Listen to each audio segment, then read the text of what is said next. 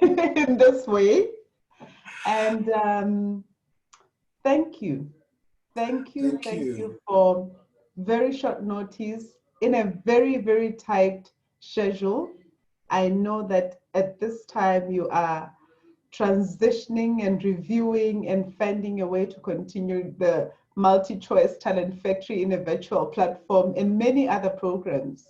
But you afforded us your time and we thank you deeply. And I couldn't think of anyone better to be the final and last speaker of this Imbizo. I'm creative _ Imbizo. That represents the African spirit. Femi is the creative leader of not just Lagos and Nigeria, but the continent. Nigeria actually carries the entire continent when it comes to the film industry. And Femi is one of the leading experts and professionals in film industry. I have been to Lagos a couple of times. I've worked with him closely. So much respect. But above everything else, I have listened to him speaking about storytelling, speaking about the heart of that shapes the industry of films, and speaking about story. There's this piece that he wrote, I think it was last year beginning or the other year, about story. And today I said, can you help us to reframe our stories about COVID-19? And he decided to title his presentation, Storytelling in the COVID-19 Era. What did you say? How did you frame it? Medicine or poison. Medicine or poison. So over to you. Your closing speaker. Thank you. Rock on, all the energy, and thank you for being with us. Thank you very much, so much for the opportunity to be here, Dr. P. You know I have a world of respect for your contribution to a lot of my learning, especially in the area of how we create safe spaces for our students at the Multi-Choice Talent Factory. I think it was gorgeous that you were the first we rallied, we put in the middle of the village square to tell us how we pass on to our students the code of honor, how our spaces would be, how they would learn. And you've come down to Lagos and done that and gone to Kenya and to Zambia, but you've done it with such passion, and I am just so grateful. So you couldn't have asked me anything I wouldn't say yes to. And I think it's so important that you've also included creative people in this conversation, because I think often we have these conversations and everybody at the table is either a trainer, a teacher, a professor, a design thinker, and we've learned quite a lot from our lineup today. It's been really incredible. But I'm really excited to be able to just talk briefly about how I think COVID-19 and what the whole world is going through together, how I think it's shaping how our stories emerge post-COVID-19. I have just a few slides, but the few slides I'm just gonna, let me just try and see if I can get it onto the bit here quickly, and then just a moment. I want to do this quickly. I hope I can. Trying to share. Come on now. Just a moment, trying to get my sharing there. Just a moment. Yes. Okay. Does that work? Can everybody see that? Okay. So. Yes. Excellent. So basically, this is one conversation that I think, the creative industries across Africa are going to have, and I'm so glad that if nothing else, we're triggering that conversation at this session. I'm so happy as well that a lot of our students from the Multi-Choice Talent Factory are here, and they will tell you that if there is anything that we've been trying to nail down, is the power of storytelling to do a whole host of things. And storytelling, not just as a filmmaker, not just as a book author, not just as a photographer, not just as a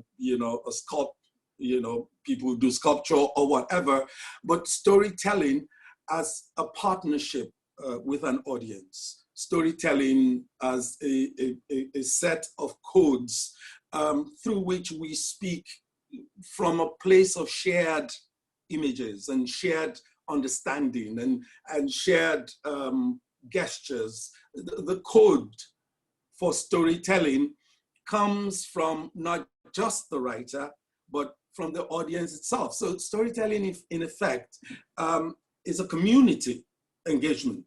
And that works very much if you understand that across the world, and Africa especially. Storytelling is really how we validate our identity, how we validate our view of the world, how we translate our experiences, how we capture our history. So there is so much that storytelling does for us beyond entertainment, that every time we have a situation that we have now with COVID-19, where we are forced into a reset, while it affects, it shifts the ground for many other industry, for the industry of storytelling, for storytellers and for the audiences, it's actually a bigger seismic shift. It actually upends everything that we share, upon which we build our storytelling. And as I thought through this, I was looking through all the stories that people are telling, especially now with social media, WhatsApp, online, everywhere. There seems to be a storyteller emerging who is either translating or transliterating what is going on with COVID-19. There is this now connection between fear, between hope, between also those who wish to, how shall I say, create some kind of disempathy. Because there are people as well who think that COVID-19 is a wonderful leveler. The inequalities that emerge, that we're using to address COVID-19, wash your hand. Obviously, you have to be in a place where you actually have water. You know, stay at home, you have to have a home. So there are all kinds of emerging story strands in COVID-19 that I have found to be very interesting, especially as a film teacher, as someone who have students who we are giving assignments to try to document this global experience. And one of the most interesting part of this is the fact that storytelling relies on the journey of a character. And what we're experiencing is that the character in the age of isolation has no other character to work against that is not virtual. The whole space of the character itself in storytelling has shifted. The idea of isolation used to be something that is agreed between the storyteller and the audience as a punishment. When you hear that someone has been put in isolation, whether it's a kid, it's because the kid, was a bit troublesome. If you hear that someone is in prison but is in isolation, you mentally understand that that's a very dangerous criminal.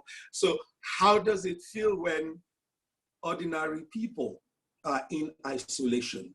For those of us who are learned, who are educated, we can mentally process why we are in isolation. We can mentally process the factual stories about COVID-19, but what about Africa, where not everybody have the mental or the educational background to be able to pull out from their own toolbox the logical reasons for this?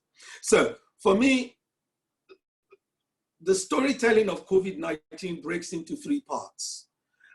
It's going to be, how do we capture, number one, the whole story of this, i.e. what is happening. Of course, that in itself is got many sides to it. Depends on whether you're a Chinese sympathizer or you're an American sympathizer, or Africa, where we simply did not know what was going on until it happened. But then there is the individual experiences of those who have not suffered, who have not been infected with COVID-19.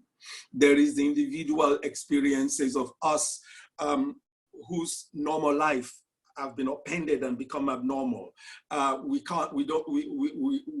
wake up in the morning, and instead of going off into Lagos traffic, I don't have to.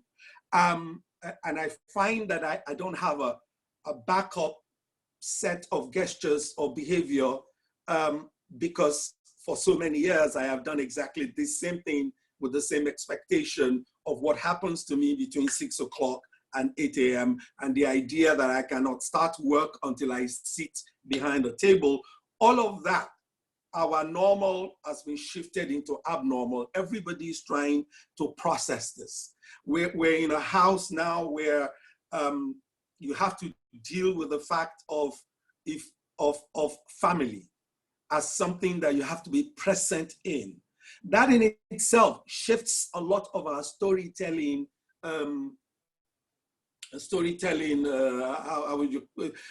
Our codifying. How do we storify basic things like family? How do we storify things like working? How do we storify things like supervision? How do we storify education, going to school? How do we storify learning? The whole storification process has shifted. Who is a protagonist has shifted. Who is an antagonist has shifted, because now COVID-19 is an antagonist we cannot even see. So, and this is very important for us because we're dealing also with a mutation of everything that we thought we knew. A mutation of, for instance, which occupations are more important. Of course, you look at how people are paid pre-COVID-19, you think that it is the guys who are like CEOs of companies or football players or musicians or celebrities. And suddenly we find that the nurse that we haven't paid so well, the doctor that is earning so poorly, emerges as a heroic character. So essentially what is also being upended are our value systems. In places like Nigeria, where those value systems, those codes of shared understanding with the audiences have been almost set in stone and rendered across our Nollywood film industry, for instance. And this is very important because Nollywood and the audience essentially co-create. And so for me, the final thing to say before I move on with the slide is the idea that because we're co-experiencing these times, how do you not understand that the creative process itself is going to mutate into something that is only a co-creation process? And that's really significant because remember, the emergence of the internet, the emergence of platforms online already removed one very important gate in the distribution process. It used to be that curators decided where our stories could go. And the new world upended that, such that the filmmaker or the storyteller or the book person could actually now connect directly with an audience across the world. So the curator no longer exists. But now what COVID-19 is also doing is the creator also now has to understand that the audience is no longer passive. The audience is no longer waiting for the story to be told to them. Because we are co-experiencing this and everything is shifting, the audience itself has also become a storyteller. So co-curating will be where we're going next. And I think that's very, very significant and important. What I know will not shift is the hunger for meaning. Why do we tell stories? Why do people want stories told? Why do we, in a major global experience like COVID-19, the stories that everyone now hungers for are stories that addresses what we are all going through. Because beyond the fear, beyond the hope, beyond the deaths and you know, the sadness, beyond the confusion, are many, many questions that seem to upend everything that we used to believe.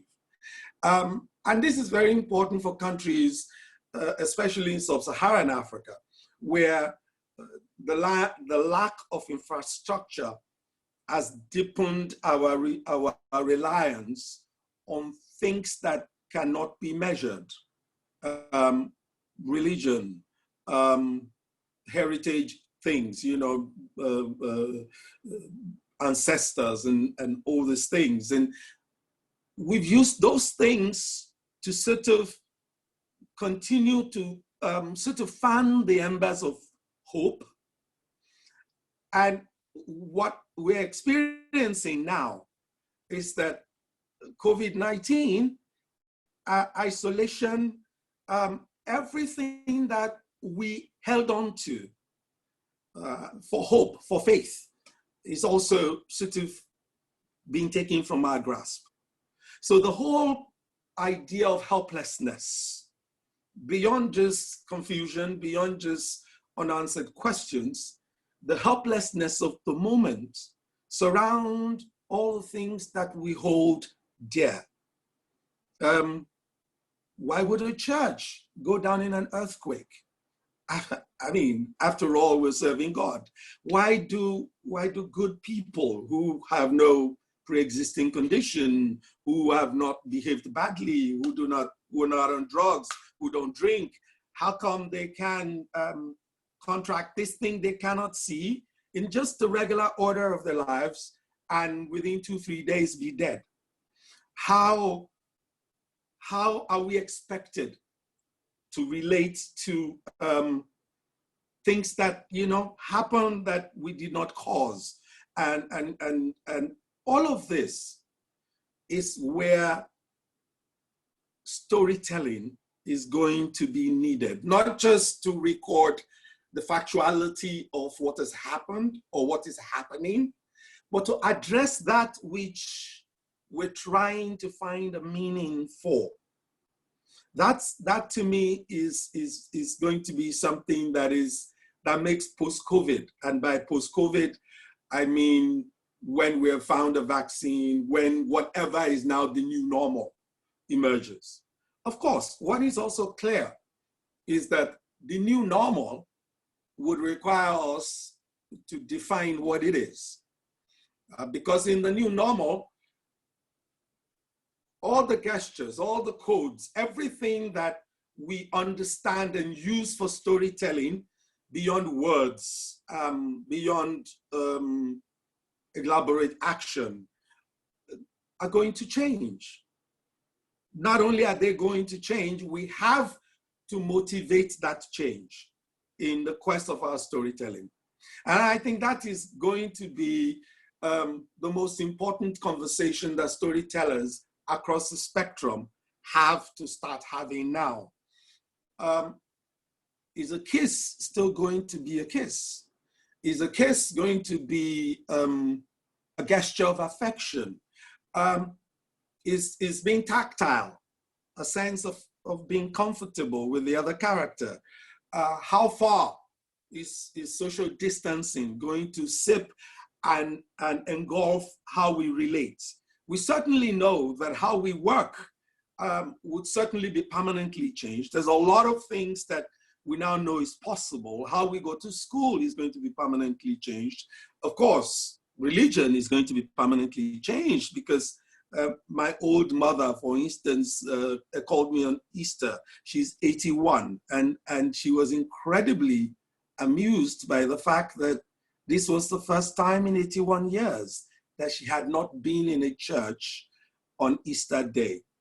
And then she smiled ruefully and said to me, God really is everywhere. Now, that's interesting because on the Friday that went past as well, I saw an image from Saudi Arabia where the Kaaba was entirely empty. And Muslims are about to start the Ramadan fast. And I saw something from Saudi Arabia that said, it looks like the prayers for the Ramadan would all be done in our homes. So effectively, storytelling is going to have to now represent images that are not only about characters that act and do things, but it has to also navigate for us how characters are processing things. So there's going to be a lot that's going to happen that has nothing to do with all the tools we've been using. And those tools, obviously, like words, tools like gestures, tools, like action, are going to be affected. Which is why everything we've been talking about today has been such a wonderful, wonderful experience for me. Because the characters that we create now have to be far more three-dimensional. It's not just about what the character is doing. The concept of the motivations and the concept of the present engagement internally of that character with the outside world becomes level 1 and 2. And the responses of the character or the characters that are engaging them has nothing to do with external things anymore. So I said to my friend and colleague and boss, Cheryl, earlier today, how excited I am to simply talk about one thing today about storytelling. What COVID-19 has done is that it is now going to insist on subliminality in our storytelling. It is not going to just be the description of what happened. It is not just going to be turning points of what happened after something happened. It is now going to be almost a journey into the spaces of the mind, spaces of the heart, of the feelings of our characters. And so psychology, the inner spaces, how our characters' view of the world is shaped by their previous experiences. We now have to figure out a way to represent this visually, when in fact, we have no practice. I find that to be a very interesting thing, because one of the things that I was thinking about 2 days ago is how, if you look at what's sinking in this new age of subliminal storytelling, everything that we normally rely on is what's sinking down to the bottom of the pool. Gestures, expressions, words, they're going to still be needed, but they're going to be secondary. There's going to now be that three-dimensionality to the spaces and location, such that other things are now important for us to read where this character might be going, or how this character is experiencing things. So what used to be the things that only directors have to worry about, like shapes, like lines, like symbols, like sounds. You know, these are the things that the director brought to the table before, whilst the writer simply gave us a narrative that basically identified what these characters were doing and how they expressed themselves and the words that they used. And all of that is going to be up for reset. And that's a major shift, whether you're an artist, a writer, a filmmaker, you know, a documentary person. Now, where the character chooses to stand against what he chooses to stand, all of this become codes that we must now reinvent in a co-creation space with our new audiences. I think it's so fundamental and so amazing that it is a question and a conversation that I am happy that, you know, you've engendered with us, because it's a conversation we are going to carry over to the Multi-Choice Talent Factory, because we've got responsibility for this new generation of storytellers to be ahead of the curve, to begin to think in terms of what are the tools that are now in their hands to shape the stories of the future. So subliminality is going to be the real art of creative language. And it's going to be that way, whether you're looking at an artwork or you're listening to a documentary or you're listening to a piece of music. How we describe experiences are going to change, because now it almost has to be not just, it has to be visually accessible, not just by the principal image or the principal character, but placed against what? Because that's going to be the first thing, how we now begin to, shall I say, mine meanings. And that's not just in imagery, it's going to be also in sound, it's going to be in poetry, in how we describe things. 2 meanings to every shot. And now I'm talking to those who are in cinema who are here. The trick is no longer going to be that this one shot was what you intended. You will need to understand that there is a meaning relative to your representation. Why? Because the audiences now are beginning to look at things, not just using their ears, not just using their eyes, but engaging it with their minds. And that to me is really going to change how sequences are represented. And I think that's very, very important, because in cinema, for instance, and in a lot of storytelling, sequences are shots that we've put together where the totality, the aggregate of them ends in a meaning. But now it's going to be individual shots, because, you know, now our audiences understand not just the movement, they're not just waiting to the end of the sequence, they're actually more or less vetting as that sequence unfolds. The third thing is the referencing. The idea that historical references are going to now become an interesting piece of business. Why? Because, again, what was, what is, what will be are now three distinct pillars. And we will still need historical references, but it looks to me like we're in a situation where by the time COVID-19 is done, Nigeria, for instance, whose generation of young people is 60%, might begin to inch up to like 70, 80%.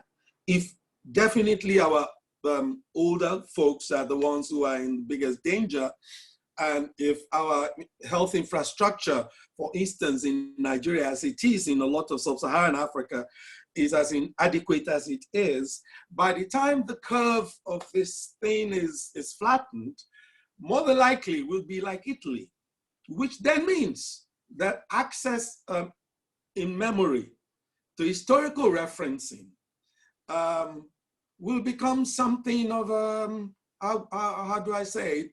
Something that we have to re-educate with. That's both a good thing and a bad thing. It's a good thing because we do need a lot of our young people to connect more with the references of the history, because a lot of them are disconnected from it, which explains, you know, the long lines for visas at embassies. Maybe that's an opportunity right there, because again, but there has to be now stories, and referencing becomes a big issue, not just at the point of visual exposition, as you would imagine with an art director, but from the very ideation itself. Lastly, sounds are going to start to mean a lot, or the lack of it. One of the things that our audiences are getting used to, especially in Nigeria, is the sound of silence. When you're isolated, you're also becoming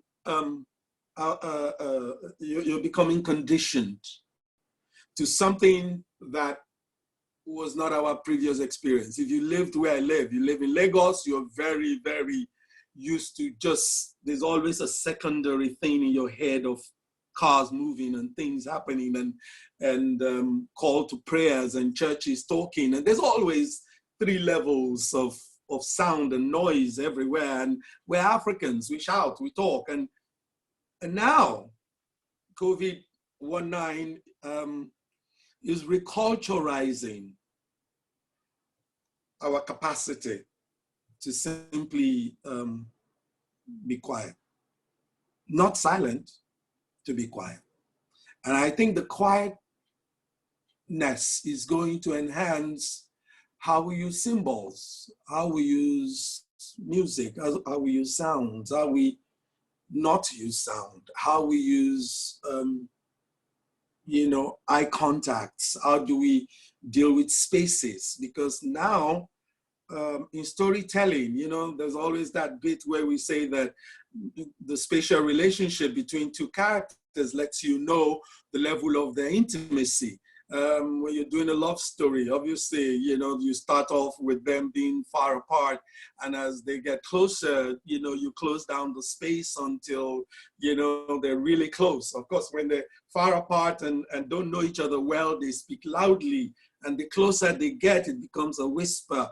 And we've used this in film training and storytelling as how spatiality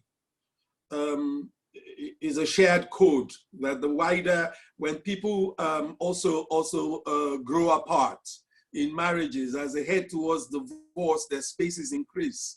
But of course, that's already revolutionized now, because social distancing becomes something we must reiterate in cinema. So it's really the art of film language is going to change in a fundamental way. But there are 2 things I think that are going to remain important in even in our subliminality. One is our exposition. The idea that we will continue to need research. We will continue to be able to embrace, along with the audience, a background of facts. That's very important to note, because creativity in terms of how we look at fictional storytelling, we've accepted that it's something of an inspiration, and we can create a world no matter what that world looks like. The audience, the contract with the audience is that they must suspend disbelief and embrace this inspirational creation.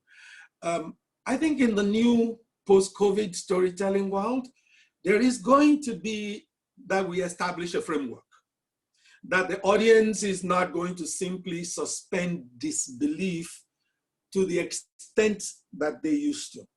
So that's very important. Now, it may be not all of this, obviously, are stuff that are going to be proven when we get there.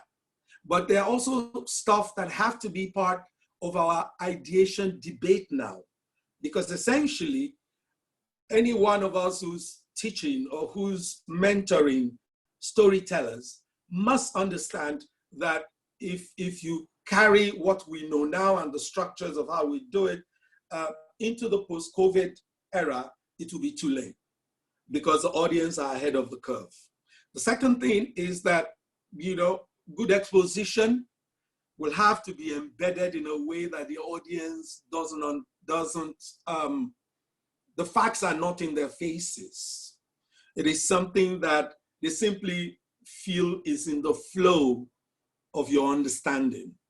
And it's how they are going to be able to connect with it is that they're co-curating, they're co-creating with you. Therefore, it's easier if they think you are in the flow of what the background of facts that they share historically or contemporarily is. The second thing, obviously, would be juxtapositions. I already talked about sequencing and how audiences had to wait for meaning at the end. Now, everything will have what I call implied meanings. There's going to be for everything, for shots, for sounds, for objects.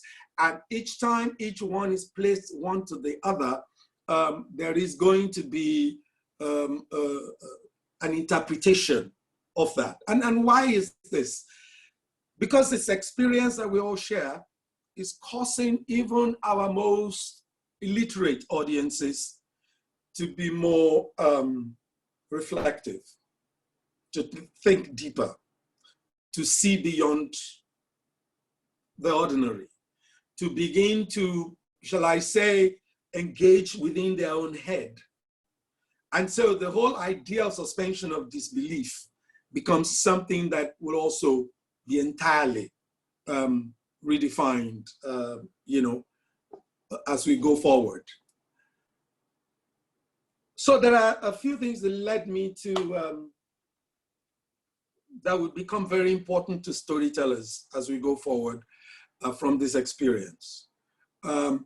What is fiction, what is fact, will become just a question of emotional literation of experiences, because some of the people who are suffering Code 19, for instance, talk about hallucinations, talk about dreams and thoughts and stuff that they experience to be real, but the doctor says to them never happened.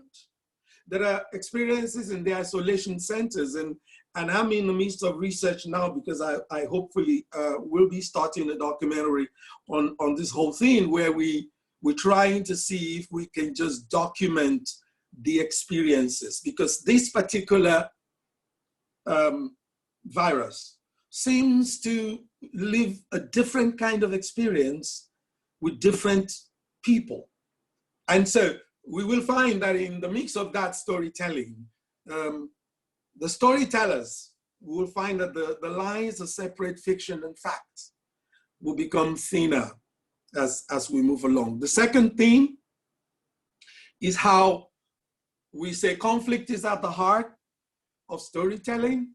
Well, I think it's also going to become a situation where a little bit of conflating also occurs, where what is conflict becomes reliterated. The simpler things of a conflict being something that simply upended someone's normal to abnormal becomes up for debate. What is abnormal? The issues of, oh, you know, this man wants these values of life and this is what is going to stop them, and that's the inciting incident for our story, becomes something that is also up for negotiation. So the concept of conflict is going to, it used to be that we'll say to students, no, you're conflating and that's a problem. Well, that might no longer be a problem in the process of our storytelling. The third thing, especially for Africans, is the concept of the physical and the metaphysical. It's something that's interesting to me because one of the things that everyone used to hold against Nollywood films was that it told stories where sometimes the antagonist or the protagonist of the story was a spirit, couldn't be seen. Well, it looks to me now that COVID is introducing the concept of the metaphysical to the entire world. The idea that your life can change by contact with something that you do not see. Now, that to me is going to be a very interesting effect on how stories are told, especially in Africa. Because for me, I think it's important that we embrace what I consider to be the heart of our storytelling, the idea that its three-dimensionality was not only restricted to the physical, and the idea that we know and we believe that we ourselves are spirits, and that we can engage in a timeless sequence with those who went before us and those that are yet to come into this physical world. So that to me is going to also become something that would be discussed and debated in how we shape stories going forward. All of that, when you put that together, brings me to the place where I say, going forward, will storytelling in the new age, post-COVID-19, would it be poison or would it be medicine? And I think my answer to that is that it's going to be, in the immediate term, a little bit of both. A little bit of both, because we are going to constantly have stories emerging and changing in its narrative essence. Its fact and its fiction are going to be blurry. The lines are going to blur between, the physical and the metaphysical, which is what you're already seeing online with social media. The idea that people are not just dealing with scientific facts, they also are willing, intelligent people are willing to forward and build stories around untested solutions, around rumors about things they heard and what they said happened there or here. Because what is going to make it poison, interestingly, is the empowerment of our ability to create an audience for ourselves, by ourselves, and understand that some of them might actually just follow us without any measure of authentication or question or debate. So it falls to those of us who are in the storytelling business to ensure that, the stories of COVID-19, the imageries, the gestures, capture things in their essence, try to address unanswered questions as much as can be answered today, but be there to document this season where all of us as characters are beginning to go inside more and perhaps emerge to be more authentic than when we were able to control our internal and external spaces in storytelling. So really, that's the essence of what I came here to say. But I wanted to show as well a small video, which is very interesting, probably costs nothing. But if you just look at it for Nigeria, I considered it to be one of the most powerful, inspirational pieces that was circulated. And all that was done was that a video was repurposed.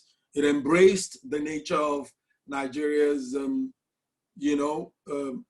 lack of readiness for this thing. It embraced the issue of the big, nations, the fear, the idea that this thing has flawed the big nations. And it proposed the concept that for us to survive this, we're going to be, shall we say, we would have to come to this with a homegrown solution.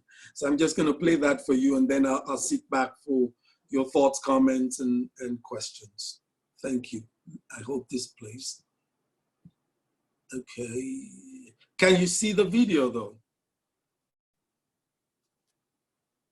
Hello? Yes, we can see the video. But it's not playing. Oh dear. You just have to press play.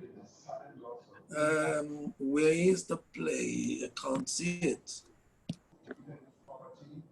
Is it playing? No, it's not playing. Oh.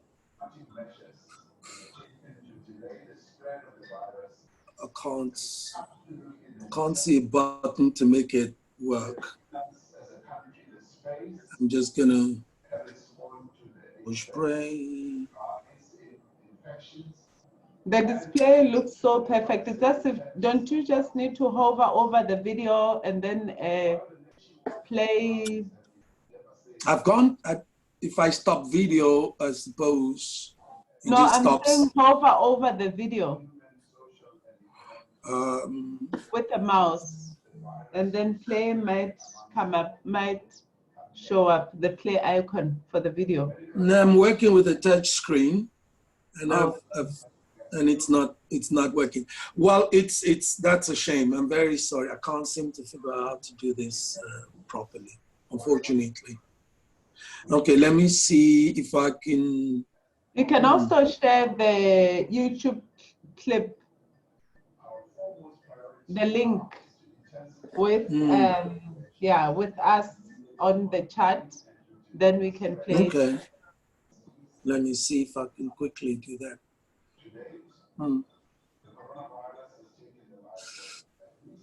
Okay, this is totally, it's a bit totally whack now, so. Trying to get out of this now so I can actually do that, get out of that. Okay, let me just find a link and do this differently.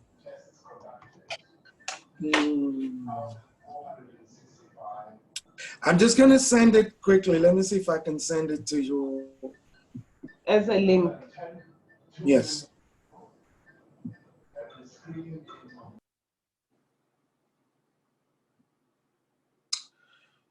Okay.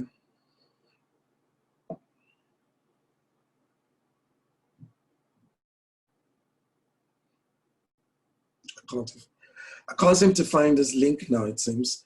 Well, you know what? I will figure out a way. Let's just, because I think I've already chewed up most of my time anyway.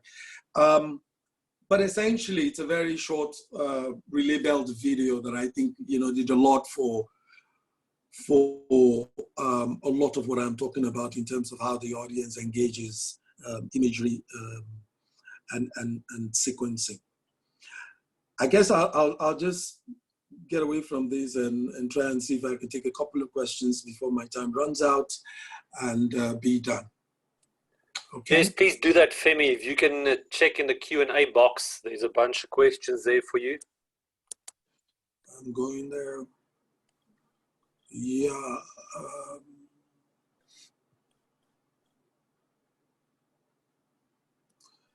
Yeah. Yeah. Oh, okay. Somebody actually saw the video. So, hey, where are the questions? I'm trying to see them. The person who has seen the video, you can just pop the YouTube link on the chat. Then we'll try and play it from our computers. But in the meantime, this should happen while Femi is responding to the questions. Okay, so the first question, Regine says, will the nature of storytelling naturally become more authentic because of the multidimensional impact of isolationism and this jarringly forced softening and unnatural ideation? Yes, I believe so. I truly believe so. I think that what will come out of this is that our audiences are going to be far more reflective. They're not going to simply take anything on the face values anymore. And I think it's interesting if you look at how people were in the first 2 weeks of the lockdown. I mean, they were like, wild animals, fighting against the gates. And by the third week, everybody sort of calmed down. Everybody's just sort of able to sit down longer in reflection. So there is a multidimensional impact to it, that's for sure. So I do think that that will reflect not just how storytelling is done, but how storytelling is also consumed. The second question says, does conflict refer to mix, blend, and merge? Yes. That's when you take two opposing truths and try to, like, you know, bring them together. You know, sometimes we talk about parallel lines, and we try to ensure that, you know, when you're in the previous years, we would say to the writer that you can't confuse the audience in terms of, you know, where you started and what you said your conflict was. But I think there is also, that would be also a function of how more intelligent, more reflective, more deep the audiences will become. Because guess what? The audiences themselves will also become storytellers. So there's a lot that all of us are going to go through here, where the lines are not going to be as distinct as perhaps they used to be. Deborah says, you mentioned that the line between facts and fiction will become slimmer. I hope I've shed enough light with just these other questions I've answered. You will have to base your ideation on a world that is relatable.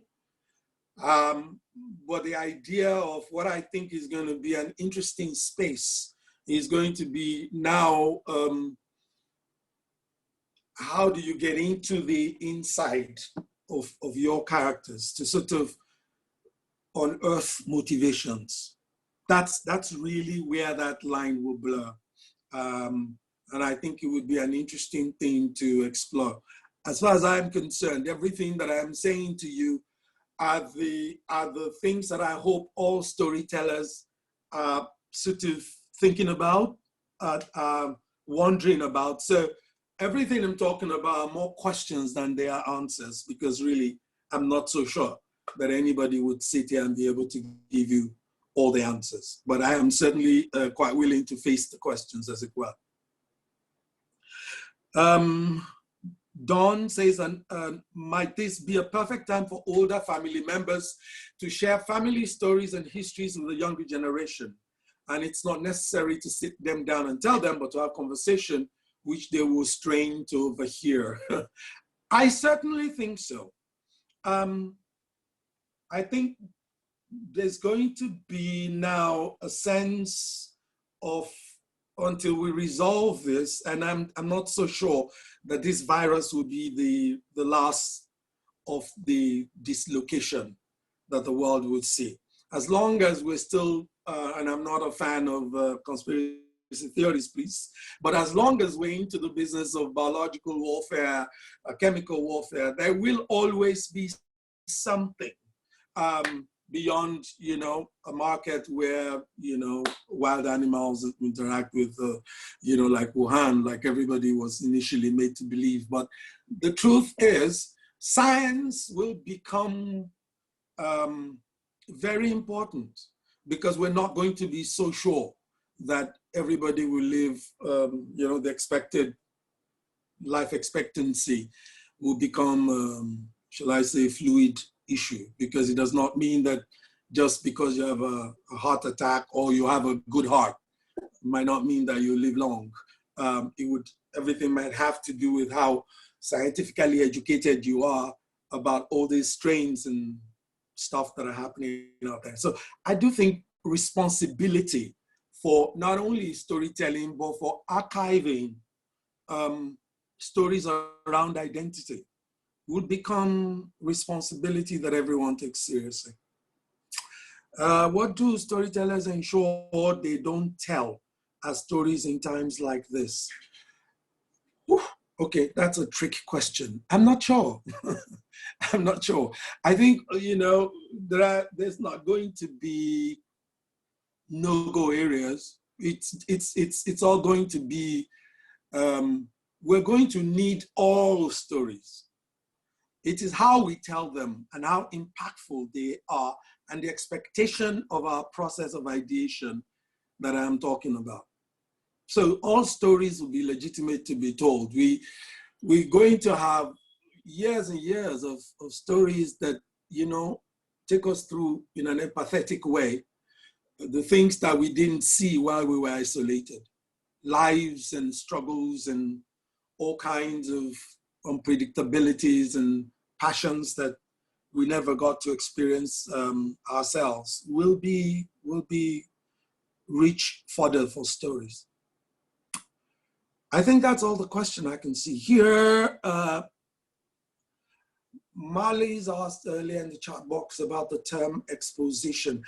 Well, yeah, more detail about expositions. I mean, those who, if you're a storyteller, exposition is basically your premises. The premise upon which you want the audience to base everything on. In the old days, you could simply create that from nothing. And these days, you have to like work with where the mind of the audience, the reader or the viewer is. It will simply be that, you know, you have to almost be able to engage the experiences in a much deeper way for the codes of that exchange to be valid and for them to access where your story is going a bit faster. Okay. Thanks, Femi. We're gonna try and play that clip. I think Mark has got the clip. Mark, do you want to try and play it for us, please? I'm done with the questions anyway, so that's fine.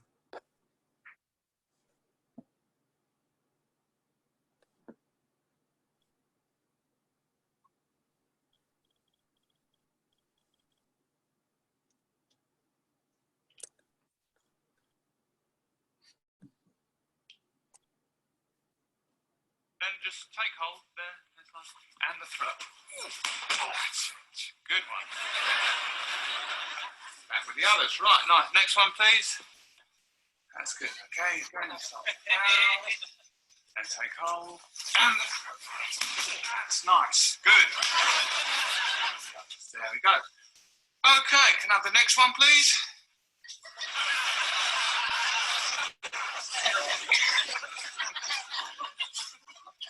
Next one, please. Yeah.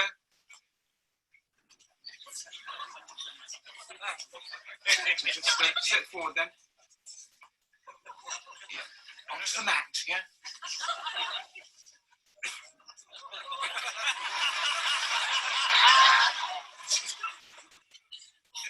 There we are. And the other foot. Yeah.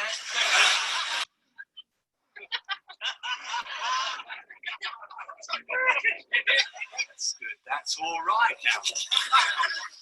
Okay, here we just come back onto the mat. There we go. It's all right. First the bow.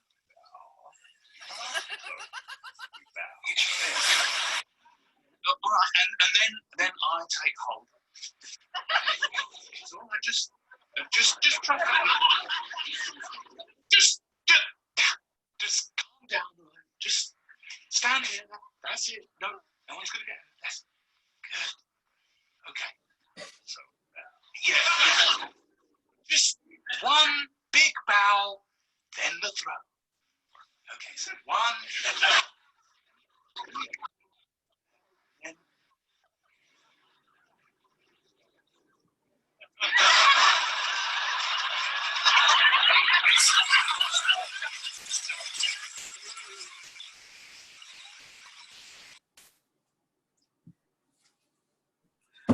Okay, very same video. Very same video had Nigeria on it. Now, that was created, in my understanding, by a viewer who evidently is able to look at the multiple layers of gestures and read this thing straight out of an old video and simply put graphics on it, and it worked perfectly too. And it worked for both Nigeria and evidently South Africa. Probably they did that for many other countries as well. So Anyway, thank you. That's that. I'm not sure if there are any other questions, but I think I am.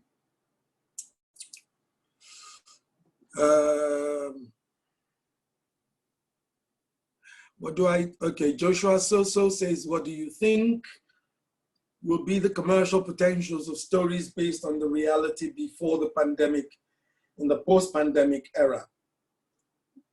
Well, I do think that, you know, there would always be commercial potential for stories well told. The trick is, are we going to still be going to cinemas? I'm not sure. It's the channels of that, that engagement with the audience that I fear might already have pushed reset. I have a friend who is the managing director of Genesis Cinema, and since the beginning, from the very, very beginning, everybody has sort of left the cinemas. Nobody's gone to the cinemas. Will the seating arrangements be the same when COVID is gone? How long will it take our fears to subside? Will we not need to sort of invest more on how audiences are watching content now?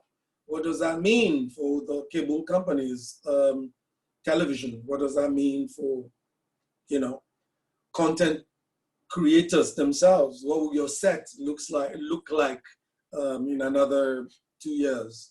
I have no answers. I just know that it's easier to pay for what you like than it was before. People will keep consuming stories and they will pay for it. The question is, are you telling the stories they wish to consume? To me, that would continue to be the issue. To Dawn, is conflating and transliterating the same thing?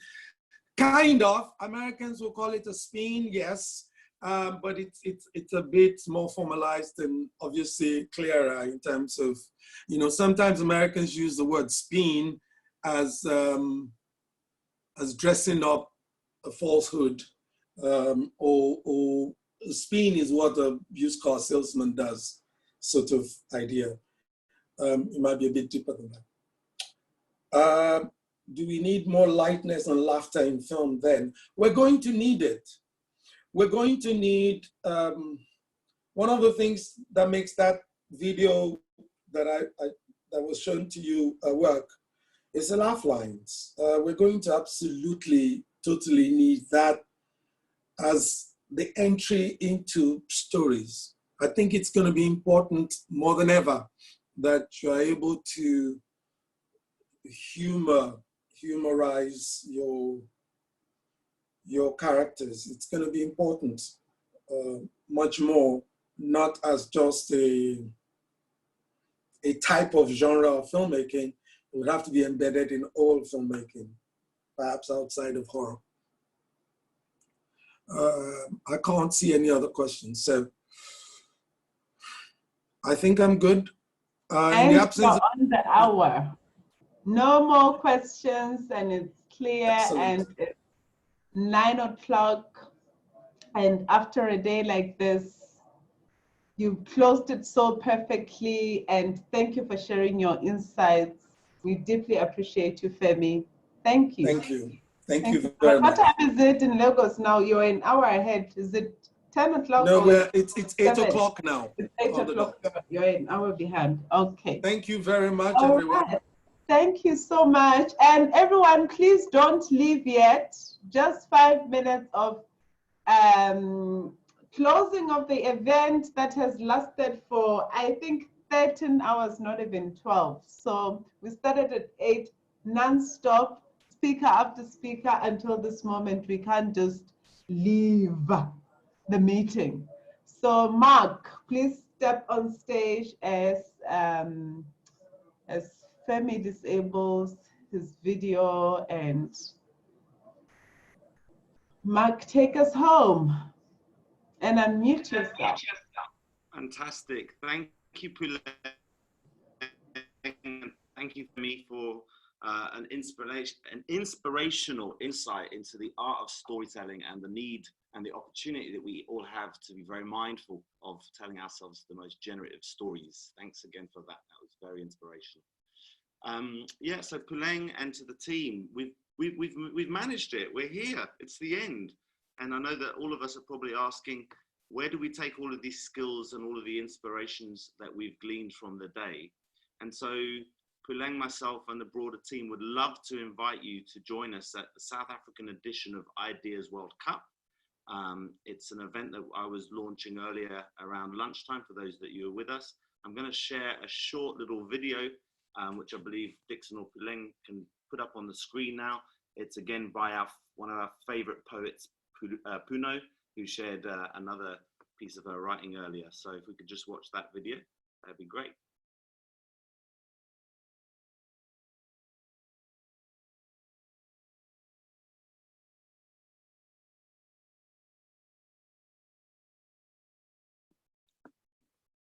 Hey Fred's little one, who's joining you? This is going to be a fun little film to finish with. Hello.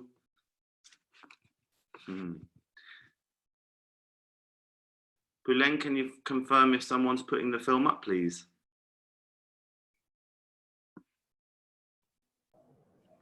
The World Cup film? Yes, please. Aren't you putting it up, Max? No, sorry, I just put on the chat group that I thought you suggested that you play it from your side so we don't have the music delay. Whilst maybe Dixon, I've just sent the link there again. Can you do that, Puleng? Maybe I'll just talk quickly about Ideas World Cup in closing. So essentially what we're going to be doing is we're going to be hosting a series of 5 brainstorm events that start this Friday. We've got 5 different themes that the Ideas World Cup cities, of which there's more than 15 around the world, many in Latin America, in Europe, a few chapters in Africa and elsewhere. And the idea is that we bring the inspiration and all the tools that we've got into a global brainstorm for 5 themes pertinent to the COVID reality that we find ourselves in. It's a competition. It's ran for the last 5 years, and it was ran as a ideation hackathon of sorts to really promote the art of brainstorming. Initially always towards the sustainable development goals, so really looking at humanity's biggest needs, but this year focusing on virtual events that look at our effective, global, creative, positive response to our COVID reality. So this is an amazing global platform that we feel really honored to be hosting here in South Africa. You're all invited to join. The link to the global website is at the top of the I Am Creative website that's been hosting our event today. And here's the film.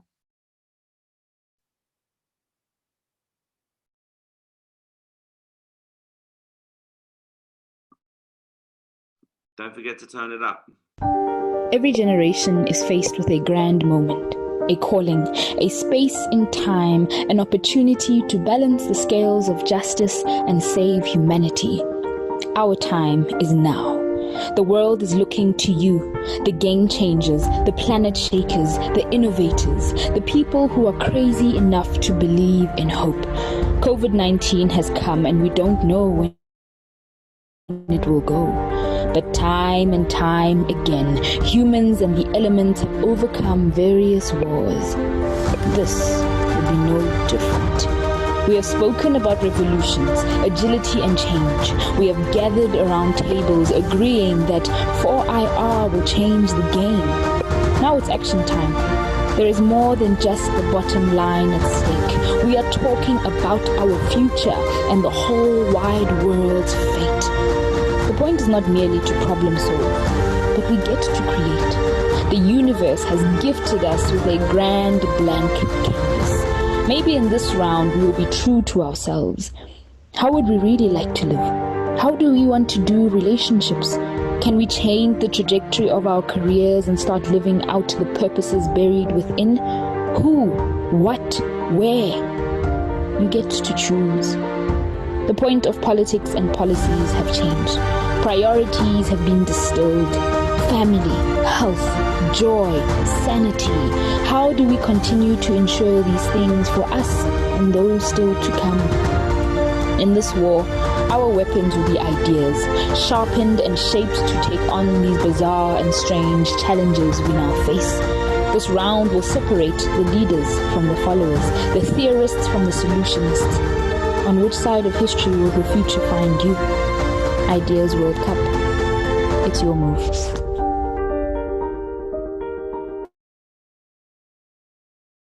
Fantastic. So a very, very warm invitation to all of you and yours to join us. If you don't want to be brainstorming in South Africa, you can check out on the Ideas World Cup website a city near you. If you're crazy like Puleng and the rest of the crew, you might even choose to host your own Ideas World Cup event. Take these tools into action straight away. It's just following on from, what are you going to do in the next 24 hours? Well, how about registering your own Ideas World Cup event, whether or not you're in a city, a town, or a village? Of course, we're one global family. So please jump on board.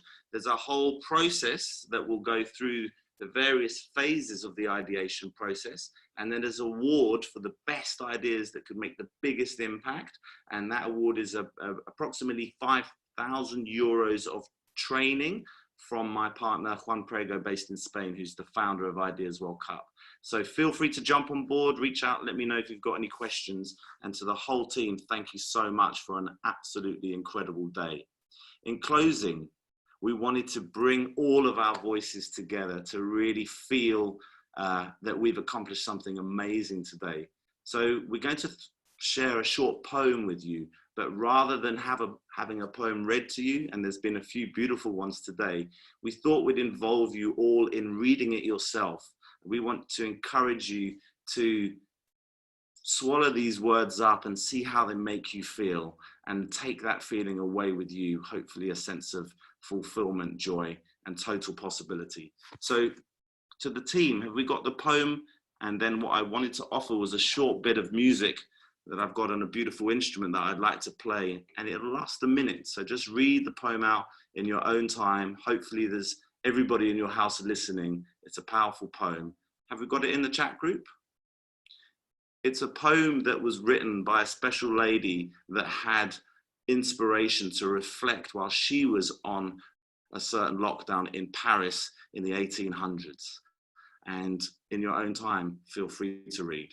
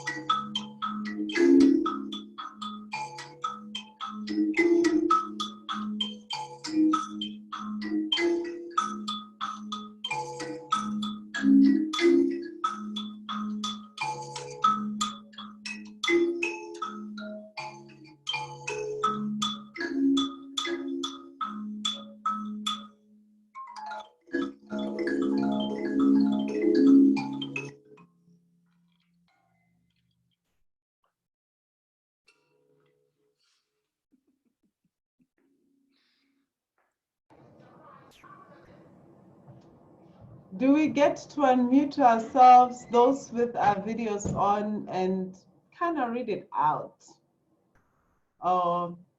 Mark?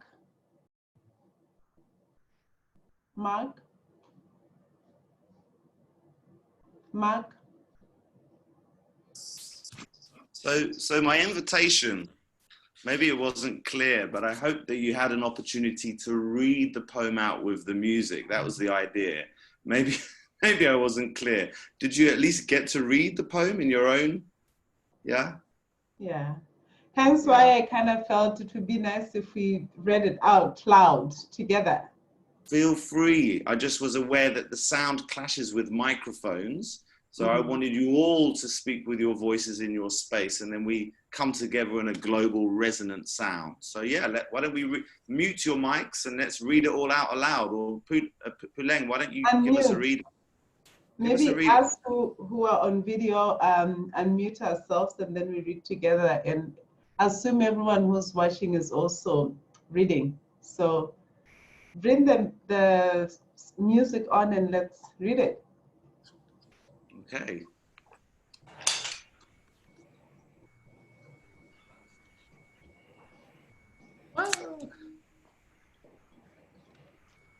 To get the battery. There we go.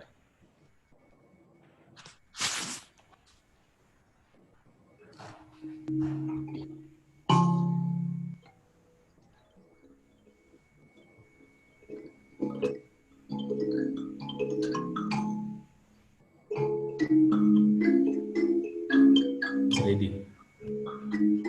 And the people stayed home and read books and listened and rested and exercised and made art and played and and learned new ways of being and and stopped and and listened listened deeper. Someone Someone meditated, meditated, someone prayed, someone someone danced, danced, someone met their made a shadow, shadow, and people began someone to think differently. And people people healed. healed. And And in the absence of absence people of who people who lived in lived in ignorant ignorant ways, ways, dangerous and meaningless, and heartless, heartless, and even even the the earth earth began to began to heal. heal.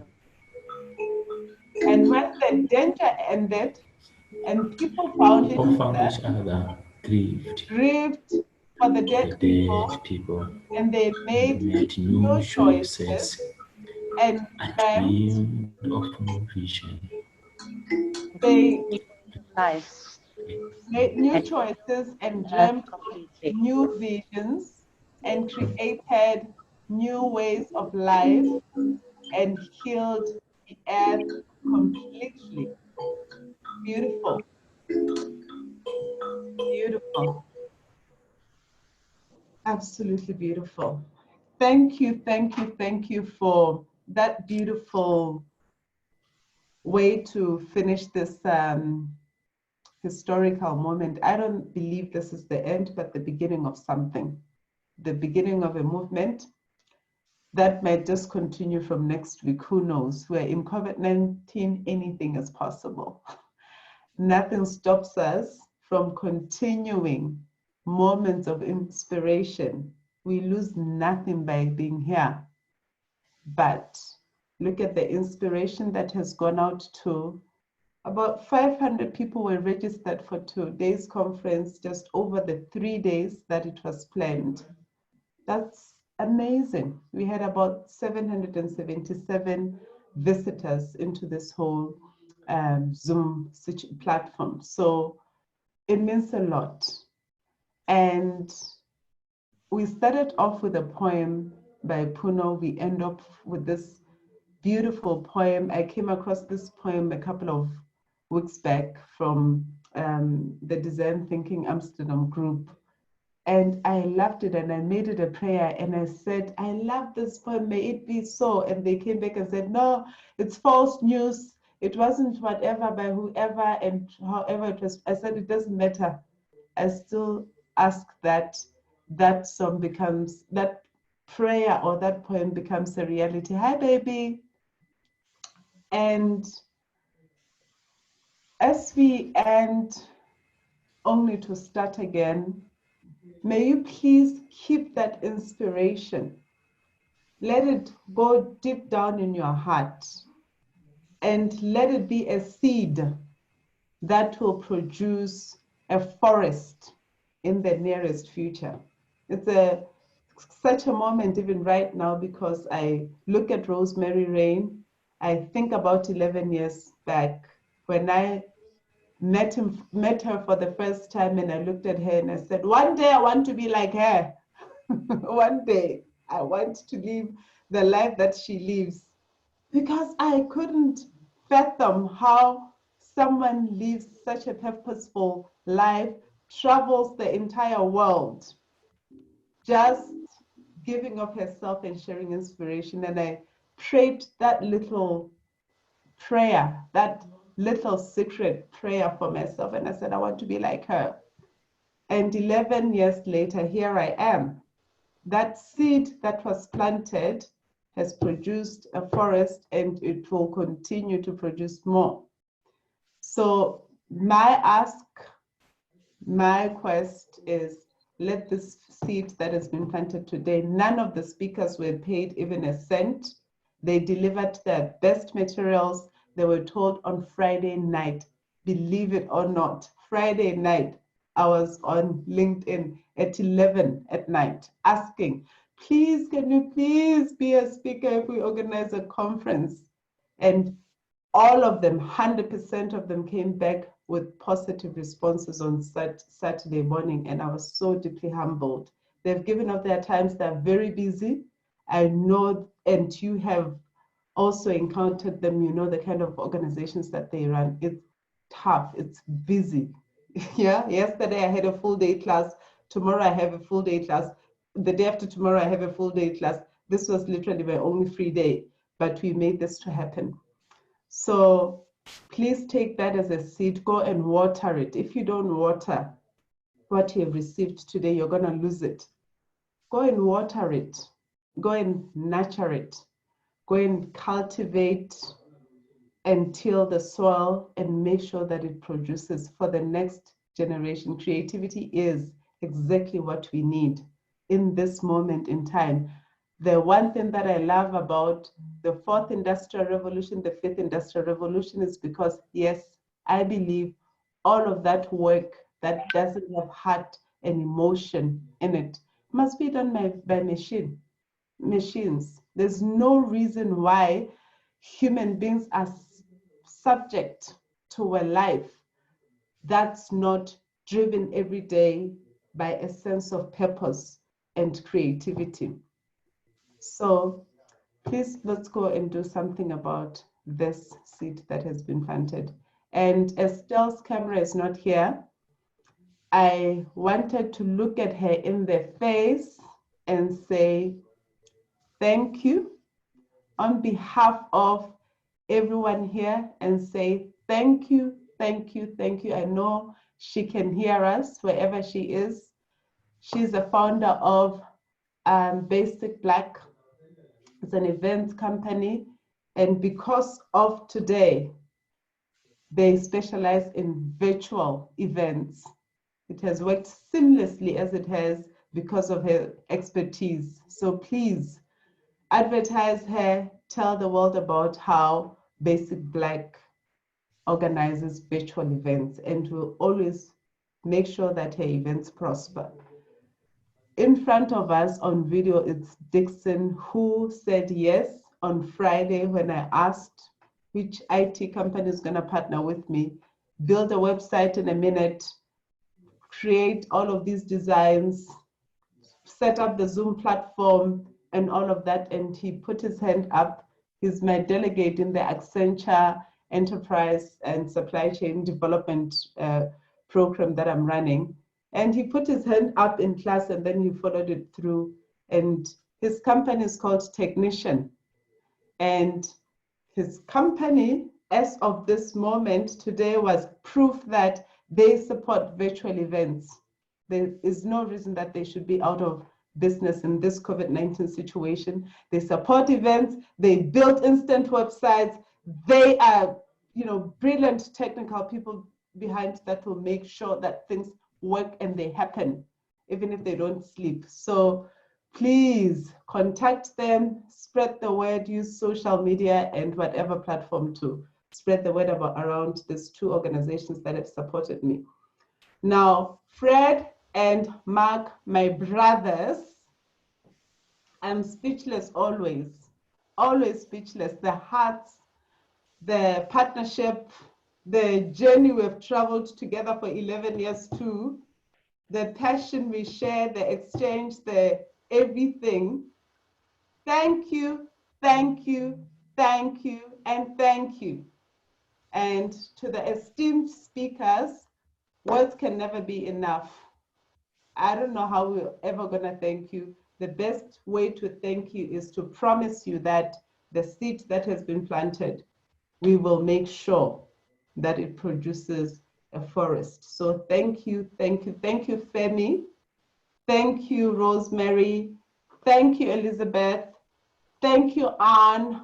Thank you, Juan. Thank you, Easy. Thank you, Susanna. Thank you, Amy. Thank you, Duane. Thank you, Timothy Maurice. Thank you all from the bottom of my heart.